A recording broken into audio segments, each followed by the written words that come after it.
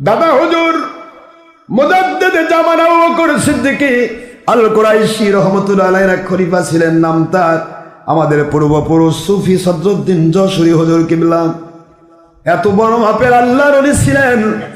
আমার খেলাফতের ধারায় তিনি আছেন। আমার খেলাফতের ধারায় প্রথম আহমদাবাদ, তারপরে পরাজিকান্দি, তারপরে সতুরার পীর সাহেব ওনার খলিফা। সুবহানাল্লাহ। আল্লাহর ওলির পজিশনকে হিন্দু জমিদার এত অন্যায় করে কোন জায়গায় আল্লাহ ধরেন না। কত মুন্সিকে ধরে নিয়ে সে জবাই করলো জমিদার, কত মুন্সিকে আগুনে পোড়ালো, কত মুন্সিকে কষ্ট দিল, একটা বারো কিছুই হলো না জমিদারের। কিন্তু আল্লাহর ওলি সদরুদ্দিন রহমতুল্লাহ আলাইহি যখন ঘোড়ায় চলে যাচ্ছেন আল্লাহর দিনের, আল্লাহর নবীর পক্ষে, আল্লাহর পক্ষে কাজ করার জন্য, ওয়াজ নসিহত বয়ান করার জন্য, মাঝখানে দুইজন বিশাল বড়, অনেক বড় অস্ত্রধারী বন্দুকওয়ালা দুইজন প্রশাসনিক ক্যাডারকে পাঠিয়ে দিল, মিস্টার জমিদার যাও এই ব্যক্তিকে ধরে নিয়ে আসো। কত মুন্সিক শাস্তি দিলাম, এটা আবার বাদ পড়ে কেন? আল্লাহ কই ধরে দেখ, কারেন্ট শক খাবি। এতদিন যাদেরকে দিছিস তারা তো আমার সাথে কানেক্টেড নাই রে, ওরা আমাকে বাদ দিয়ে দুনিয়াকে কানেক্টেড করেছে। ওরা আমি আল্লাহর কানেকশন কেটে দিয়েছে, উপরে শুধু টুপিদারির লেবেল লাগাইছে, দেশ বিদেশের মাল কামায়ের ধান্দায় ব্যস্ত হয়ে গেছে। ওদের কানেকশন নাই। কারেন্টের কানেকশন না থাকলে 1000 বার যদি ঘুষি মারেন বাল্ব ভেঙে যাবে, কিন্তু আপনার কিছু হবে না। কানেকশন যদি লাগা থাকে আব্বা, জিরো বাল্ব হলেও শক মারবে। এক ধাক্কা কেড়ে কি কোষ, এমন ধাক্কা মারবে আপনার হাত পা ছিঁড়ে যাবে, নয়তো মাটিতে আছাড় খাবেন। কারণ লাইন আছে কার সাথে? পাওয়ার হাউসের সাথে। কারেন্টের লাইন লাগা থাকলে ওটাতে হাত দিয়ে মানুষ শক খায়, লাগা না থাকলে শক খায় না, ছিঁড়ে ফেললেও কাম নাই। আমাদের প্রশাসনিক 2 নম্বর যারা ঘুষখোর, এরা ভাবতেছে কত জামাতিক ধরলাম, কত খারেজিক ধরলাম, কত 2 নম্বর মুন্সিক সিসরে নিয়ে গেলাম, কিছুই হলো না। ওরা তোজও খারাপ আব্বা, এই জন্য হয় নাই। কানেকশন কেটে ফেলেছে। ওরা 22 নম্বর বাতিল ফেরকার সাথে যোগ দিয়ে আল্লাহর কুদরতি কানেকশন থেকে দূরে সরে গেছে। কিন্তু আল্লাহর ওলিদেরকে যদি একটি বার ছোঁয়া দিতে যাস, তুই কারেন্ট শক খাইয়া জম্মের মতো ল্যাংড়া হয়ে যাবি। প্রমাণ গ্রহণ কর। হযরতে সুফি সদরুদ্দিন রহমতুল্লাহ আলাইহি আমারই 3য় পুরুষ, আহমদাবাদ, ফরাজিকান্দি, সতুরা, এই 3টা পুরুষ পরে 4র্থ পুরুষে পড়েছে সে আল্লাহর ওলি, নাম সদরুদ্দিন যশোরী রহমতুল্লাহ আলাইহি, বাংলার জমিনের বীর সন্তান। সুবহানাল্লাহ। কোন বাংলার বীর সন্তান, জমিদারদের সময়ের ঘটনা। আল্লাহর ওলি যাচ্ছেন, কারো ক্ষতি করেন না, কোন মানুষের ক্ষতি করেন না, কিন্তু 2 নম্বর মুন্সিরা তার দুশ্মন, কারণ তিনি ওলিদের পক্ষে আর 2 নম্বর ওলিদের বিরুদ্ধে। এই হলো পার্থক্য। কত 2 নম্বর মুন্সিকে জমিদার মারলো, ধরলো, জেলে পড়লো, আগুনে পোড়ায় দিল, তাদেরকে মেরে ফেললো, ফাঁসি দিল, কিছুই হলো না। জমিদার ভাবে এটা আবার বাদ পড়ে কেন? আমার বাড়ির সাইড দিয়ে যায়, আমাকে তোয়াক্কা করে না, আমাকে কোনো ধারও ধারে না, টকবক করে ঘোড়া নিয়ে যায়। এত বড় স্পর্ধা, ধরে নিয়েছ।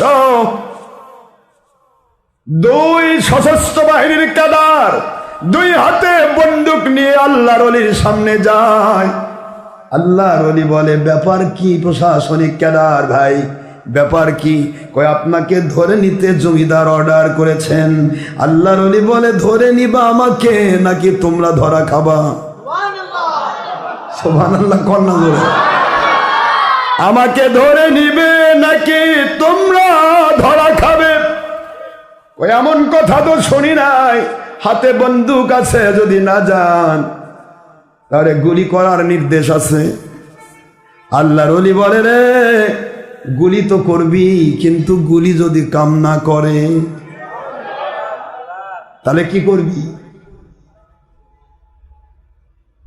পায়ের চপ্পল জোড়াকে বলে সুন্নতি জুতা, পায়ের ভিতরে মতান্তরে কাঠের খরম। কিসের খরম?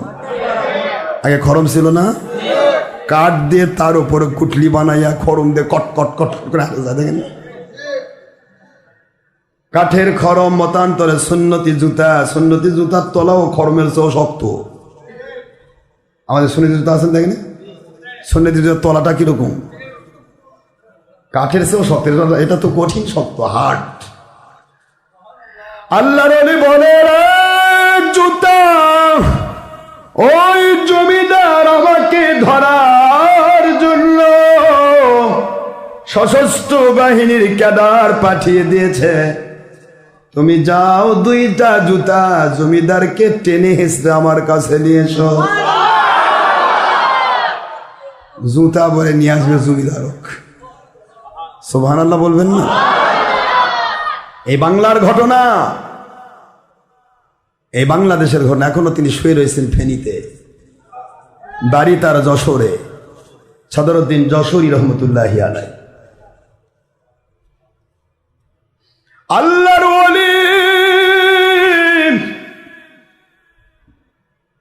শুধুমাত্র বলা এতটুকুই সময়,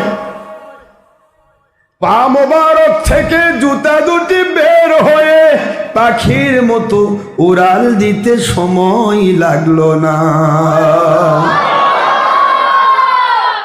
পাখির মতো উড়াল দিল জুতা।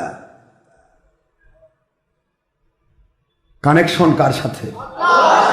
একটু জোরে বলেন। আল্লাহর ওলি বলে জমিদারের বাহিনী যেই মুন্সিদেরকে ধরে শাস্তি দিয়েছ, ওদেরকে শাস্তি দিয়ে ভাবতেছ সবাইকে দেওয়া যায়। ওরা মানুষের ক্ষতি করেছে, দেশের ক্ষতি করেছে, ইসলামের ক্ষতি করেছে। ওদের ক্ষতি করলে আমার মালিক ধরবে না, কারণ ওরাও ক্ষতিকারক। ওদেরকে যারা ধরে তারাও ক্ষতিকারক। সরে সরে মাস্তুতো ভাই সব সুবিধা ভাগ করে খায়, একসাথে 2 নম্বরই করে জাহান্নামে যায়। কিন্তু আমাকে তোমরা ধরতে পারবা না, কারণ আমি আমার মালিকের গোলাম। দুনিয়াবাসীর ক্ষতি করি নাই, কোনোদিন করব না। আমার ক্ষতি কেউ করতে চাইলে আমার মালিক চুপ করে থাকবে না।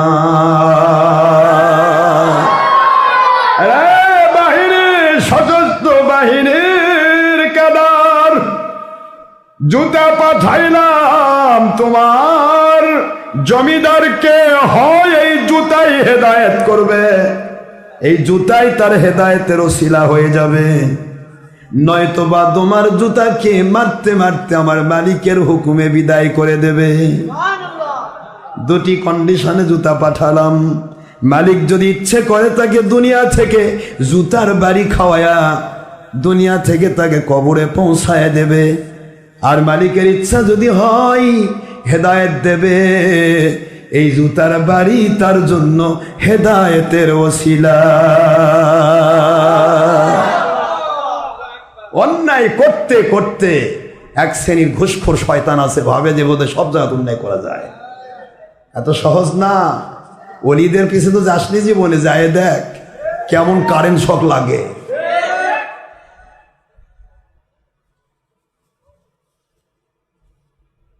অন্যায়কারীদেরকে অন্যায় করে মারা যায়, অন্যায় করে না তাদের পক্ষে কে?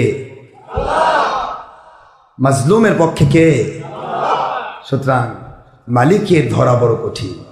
শয়তান যাদের সাহায্য করে, আল্লাহওয়ালা বাদ দিয়ে বাকি সব কয়টা বাতিলকে সাহায্য করে শয়তান। আর শয়তানের চক্রান্ত মাকড়াসার জালের মতো দুর্বল। আর মাকড়াসার জাল এতই সবল, 2 বছর ধরে প্ল্যান করে মাকড়াসার জাল বানালো ঠিকই, মালিক দেখতেছে কে রে, এটা বাড়ি মাকড়াসার হয়ে গেছে। ল্যাংরা একটা ঝাড়ু ছিল ভাঙ্গা, নতুন ঝাড়ুও না, ভাঙ্গা একটা ঝাড়ু পরে আছে, ওটা নিয়ে দিছে বাড়ি। চারদিকে চারবারই মাদ্রাসা, কই কি গেল গেল কই, আমার জাল কই, মাদ্রাসার বাড়ি থাকলো। তো আল্লাহওয়ালা ঠিক ওই রকম শয়তানের চক্রান্ত ধ্বংস করার জন্য আল্লাহওয়ালার একটা মুখের ফু যথেষ্ট, আল্লাহওয়ালার একটা মুখের দোয়া যথেষ্ট।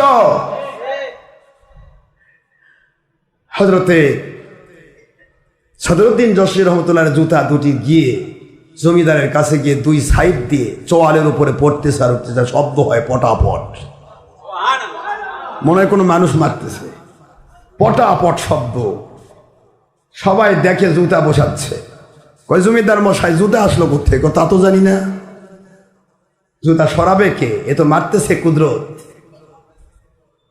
এটা কি সদরুদ্দিন যশোরী মারতেছে? আল্লাহ বলেছেন কুনতু আইদিয়া কুনতু লিসানাহুল্লাযী ইয়ানতিকু বিহি, বুখারী শরীফের হাদিস, মুসলিমের হাদিস।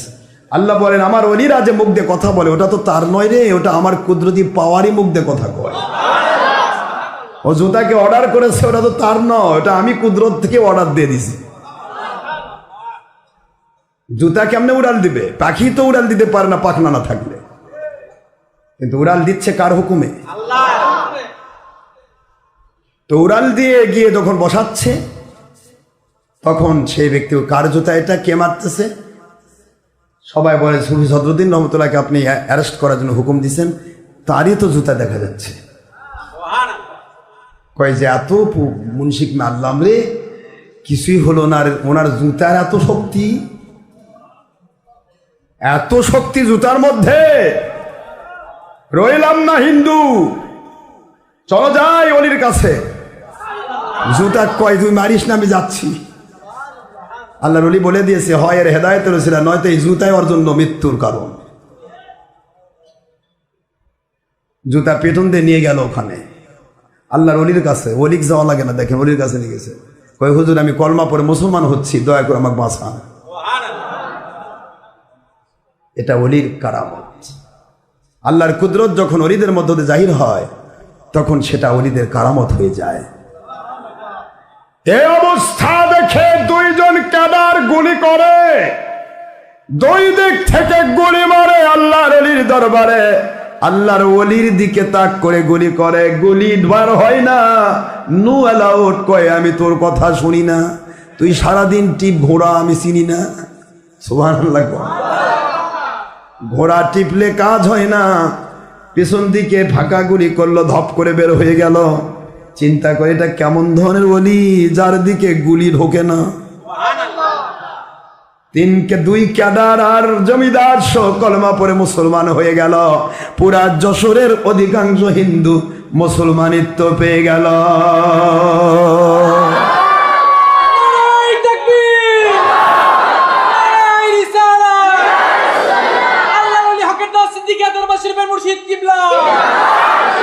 ওলিরা কারো ক্ষতি করে না, কিন্তু কিছু খেলা দেখার আল্লাহর হুকুমে এই খেলাতে কাম হয়ে যায়, লক্ষ জনতা আল্লাহওয়ালা হয়ে যায়।